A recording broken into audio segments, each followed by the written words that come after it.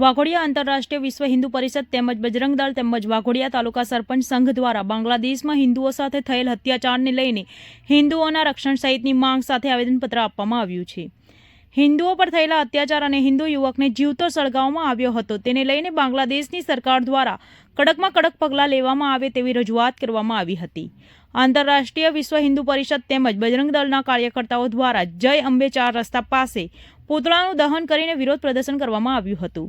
બાંગ્લાદેશમાં હિંસાની પરિસ્થિતિ સર્જાય છે, ત્યાં રહેતા હિન્દુ સાથેના અત્યાચાર, લઘુમતી હિન્દુઓ સાથે થઈ રહેલ હત્યારાઓને લઈને વિરુદ્ધ હિન્દુઓના રક્ષણ સહિતની માંગ સાથે વડોદરા જિલ્લાના વાઘોડિયા તાલુકાના આંતરરાષ્ટ્રીય વિશ્વ હિન્દુ પરિષદ તેમજ બજરંગ દળના કાર્યકર્તાઓ દ્વારા વાઘોડિયા સેવા સદન ખાતે મામલતદારને આવેદનપત્ર આપવામાં આવ્યું હતું। ભારત માતા કી જય। એક દુઃખદ ઘટના થઈ છે વિશ્વમાં, જ્યાં ખોટા અત્યાચાર ચાલી રહ્યા છે। બાંગ્લાદેશમાં જ્યારે ત્યાંના અલ્પસંખ્યક પર જે આ દુષ્કૃત્ય થયું તે બાબતની એની ગંભીરતા જાણી અને આજે અમે બધા સરપંચ સંઘ, વકીલ સંઘ તથા વાઘોડિયાની વિશ્વ હિન્દુ પરિષદ, અખિલ હિન્દુ મહાસભા, આંતરરાષ્ટ્રીય વિશ્વ હિન્દુ પરિષદ દ્વારા આજે મામલતદાર સાહેબને એક આવેદનપત્ર આપવામાં આવ્યું છે। દુઃખદ દુઃખ વ્યક્ત કરતાં અમે આવેદનપત્ર આપ્યું છે કે ભાઈ જે અત્યાચાર થાય છે એ બાબતની આપની જે સરકાર છે, મોદી સાહેબ, જે ઘણે અનવા સારા એવા નિર્ણય લીધા છે, તો આમાં પણ કંઈ વિચારે એવી અમારા બધાની સૌની પ્રાર્થના છે। અને સાથે જે મૃત્યુ થયા છે એ ભગવાન એમની આત્માને શાંતિ આપે। ભારત માતા કી જય। શ્રી રામ। લક્ષ્યમ વાઘેલા, વડોદરા જિલ્લા સહમંત્રી, વિશ્વ હિન્દુ પરિષદ।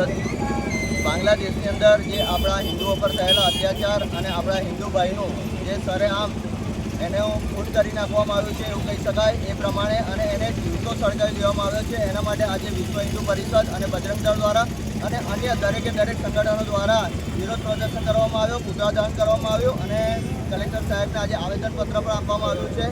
તો અમારી સમાજ અને સરકાર પાસે એક જ લાગણી છે કે દરેક હિન્દુઓની લાગણીઓ ના દુભાય અને સરકાર આના માટે કોઈ કડક પગલાં લે, કોઈ કડક કાર્યવાહી કરે। જય શ્રી રામ, જય શ્રી રામ, જય શ્રી રામ, જય શ્રી રામ।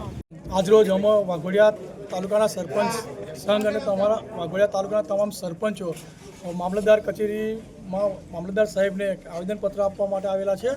તેમાં જે પાડોશી મુલ્ક જે બાંગ્લાદેશમાં આપણા હિન્દુઓ પર જે અત્યાચાર થઈ રહ્યો તેની સરકાર દ્વારા એનો અમે સખત શબ્દોમાં વિરોધ કરી રહ્યા છે। અને આપના મીડિયા દ્વારા અમે આપણી સરકારને કહેવા માગીએ છીએ કે જે બાંગ્લાદેશમાં જે આપણા હિન્દુઓ પર જે અત્યાચાર થઈ રહ્યો છે, આપણા ભારતીયો પર જે અત્યાચાર થઈ રહ્યો છે, એનો બાંગ્લાદેશની સરકારને કડકમાં કડક જવાબ આપે અને એનું શું કે એના જે કંઈ છે એના તેના પ્રશ્નો એનું તાત્કાલિક ધોરણે સોલ્યુશન લાવે એ માટેનું અમે આવેદનપત્ર આપ્યું છે અને કીધું છે કે સરકાર દ્વારા મામલતદારશ્રી દ્વારા ત્યાં સરકાર સુધી અમારો મેસેજ પહોંચાડે એ માટે અમે આજરોજ અમે આ આવેદનપત્ર મામલતદાર કચેરીમાં આપેલું છે।